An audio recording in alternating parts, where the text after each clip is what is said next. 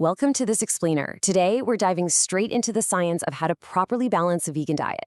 We are going to explore how to turn your everyday plant-based food choices into a perfectly tuned nutritional orchestra. And crucially, we'll look at how to use your blood work to spot any missing instruments before the music stops. Let's get right into it. To start building this orchestra, we really need to bust a massive myth right up front. Think about it. Does simply removing meat, dairy, and eggs automatically make a diet healthy? Well, no. You could literally live entirely on French fries and soda and technically call yourself a vegan. But as you can guess, that doesn't magically guarantee a healthy, balanced foundation. Dropping animal products is just the starting line. It is definitely not the finish line. Picture two completely different ways of eating. On one side, you've got refined grains, a ton of added sugars, and fried, highly processed snacks. On the flip side, you have this vibrant, colorful mix of legumes, whole grains, crisp vegetables, fruits, and seeds.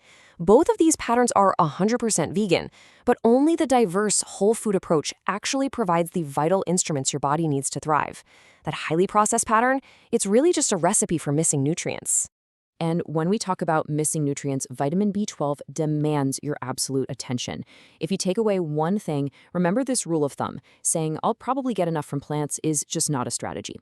B12 is actually produced by microorganisms, not plants. So relying on unfortified plant foods, fermented foods, or seaweed, that's a huge, dangerous pitfall because they simply don't provide reliable, biologically active B12 that your body can use. If you're eating a vegan diet, B12 supplementation is not optional, it is absolutely foundational. Now, the really tricky thing about B12 deficiency is that it sneaks up on you. It develops very slowly. Your body can actually store it for quite a while, but the exact timing of when it runs out varies wildly from person to person. That is exactly why laboratory testing is vital. But here's the catch. You don't want to just glance at serum B12. You want to dig deeper and look at markers like methylmalonic acid or MMA. Think of MMA like a check engine light on your dashboard. It actually starts rising when the B12 inside your cells is running low, which gives you the true, accurate picture of what's going on in your body. So what about iron? There is a huge misconception out there that if your hemoglobin levels are completely normal on a standard blood test, your iron stores must be perfectly safe. In reality, it's just not that simple. You can have a totally normal hemoglobin level and still have severely depleted iron stores lurking in the background. This is incredibly critical to know, especially for anyone who menstruates and might be losing iron regularly. Your ferritin levels, which represent your stored iron, can drop significantly long before anemia ever actually shows up in your hemoglobin. So, how do we actually optimize our iron intake from plants to make sure our vegan diet stays perfectly balanced? Well, plant foods contain what's called non-heme iron, which is honestly a bit harder for our bodies to absorb. But you can drastically improve this absorption by smartly pairing your iron-rich foods with vitamin C. Think about delicious combinations like black beans with tomatoes or your morning oatmeal topped with fresh berries. Vitamin C literally acts as a powerful VIP pass, getting that iron into your system. Just remember to keep your coffee and tea between meals. They act like bouncers that will literally block the iron from getting into the party. Next up, let's talk about an element that is almost invisible in our daily lives but completely essential. Iodine. It is so incredibly easy to overlook, especially if you've made the switch from classic iodized table salt to fancy sea salts or Himalayan pink salt. And here is the major trap with lab tests. Perfectly normal thyroid tests, which are checking your actual hormone production, like TSH and free T4, can totally mask a suboptimal iodine intake. Your body works incredibly hard behind the scenes to keep the engine running, so a normal test result doesn't necessarily mean your daily diet is actually providing enough fuel. Interestingly enough, calcium behaves in a surprisingly similar way. When we think of great vegan sources, we're talking about calcium-set tofu, fortified plant milks, beans, tahini, and hearty leafy greens. The big secret here is consistency throughout the day. But you might be wondering, why can't we just rely on a simple blood test to check our calcium? Well, because your body is basically a master thief. It tightly regulates blood calcium levels to keep your heart beating, so if you aren't eating enough, it will literally steal calcium directly from your bones to compensate. A routine blood test won't even warn you about poor dietary intake until it has become a major problem. Let's bring essential fatty acids into the mix to keep balancing our nutritional foundation. I'm sure you've heard of omega-3s, but not all omega-3s are created equal. You might be getting plenty of ALA from sprinkling chia or flax seeds on your morning oats. Think of ALA as the raw material.